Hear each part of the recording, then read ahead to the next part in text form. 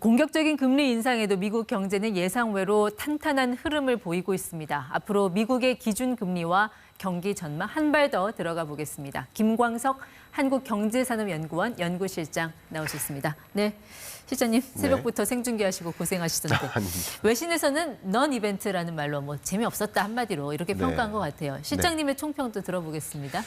요즘 날씨를 이제 장마 기간이라고 하잖아요. 마치 이 장마 기간, 요즘 날씨 같았다 이런 생각이 들었어요. 비가 한참 쏟아지다가 잠깐 멈추죠. 근데 또 비가 올 것만 같아요.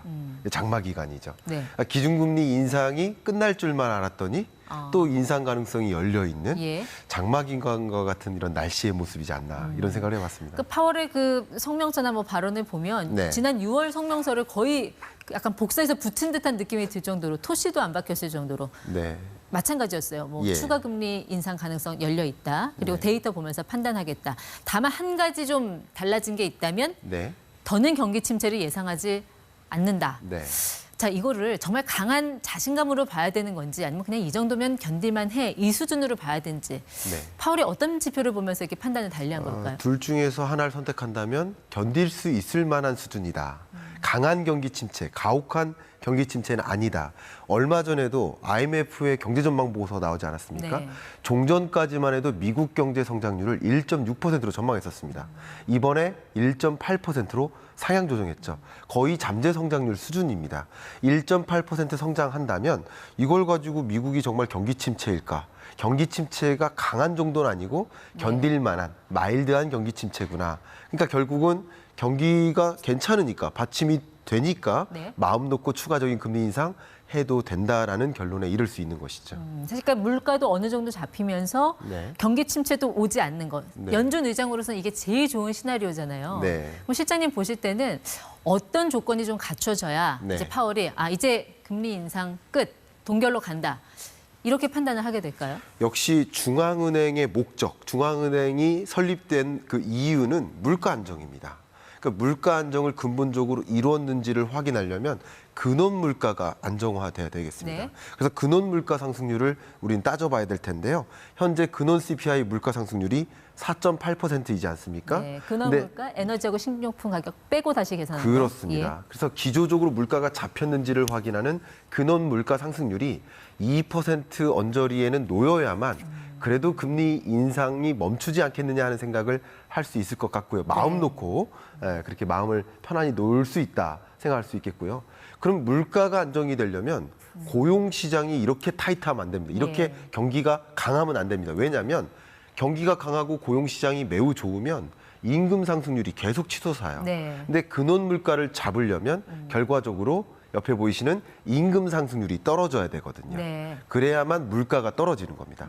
더군다나 요즘 부동산 거래도 활발히 일어나면서 주택 가격도 올라가고 있습니다. 그러니까 물가 잡는 일이 더뎌지고 더 지연될 수 있겠구나. 그렇기 때문에 마음 놓고 금리를 동결한다라는 표현을 할 수가 없는 입장이라고 해석해 볼 수 있는 것이죠. 결국 주거비하고 인건비의 앞으로의 그 흐름이 그 금리 동결 여부를 결정하는 일종의 지표가 될 거다. 이런 말씀이신 것 같아요. 그렇습니다. 자, 그러면 대체 금리 인하는 언제 할 것이냐?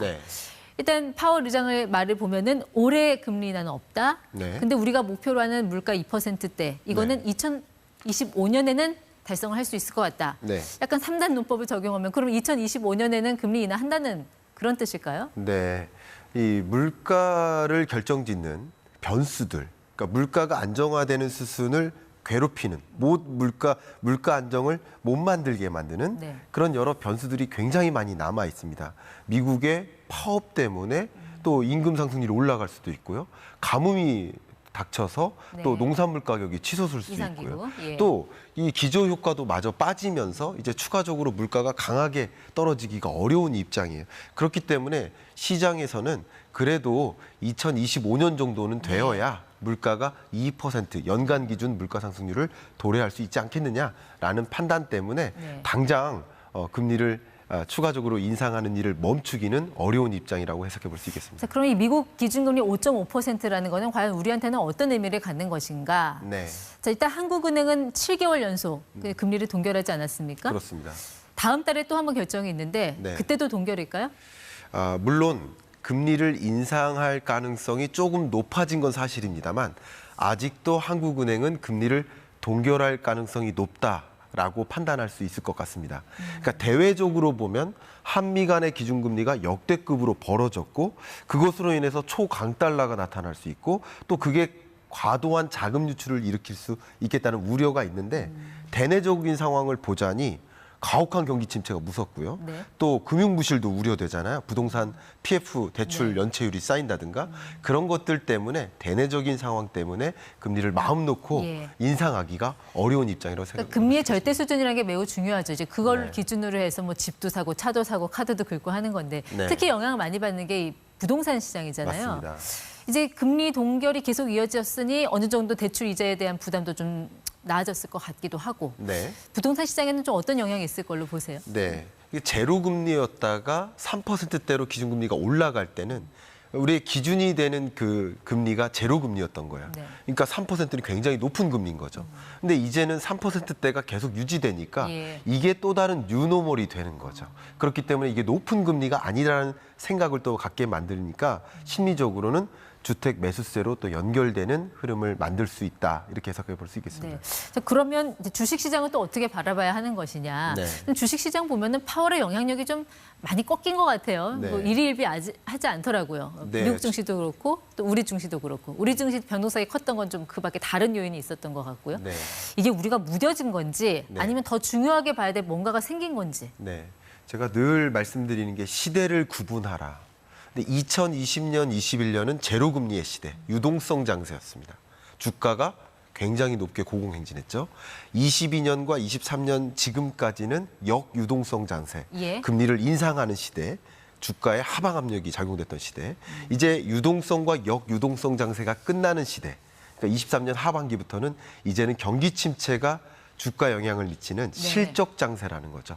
그래서 기업들의 실적 발표, 예. 이게 기반이 돼서 주가가 영향을 미칠 것이다. 이렇게 보신다면 여러분들이 실적 발표에 더 민감하게 관심을 가져보시면 어떨까 의견을 드리고 싶습니다. 알겠습니다. 내일은 또 일본 중앙은행 금리 결정이 있는데 어떻게 네. 나온지도 같이 지켜보겠습니다. 김광석 실장이었습니다. 고맙습니다. 감사합니다.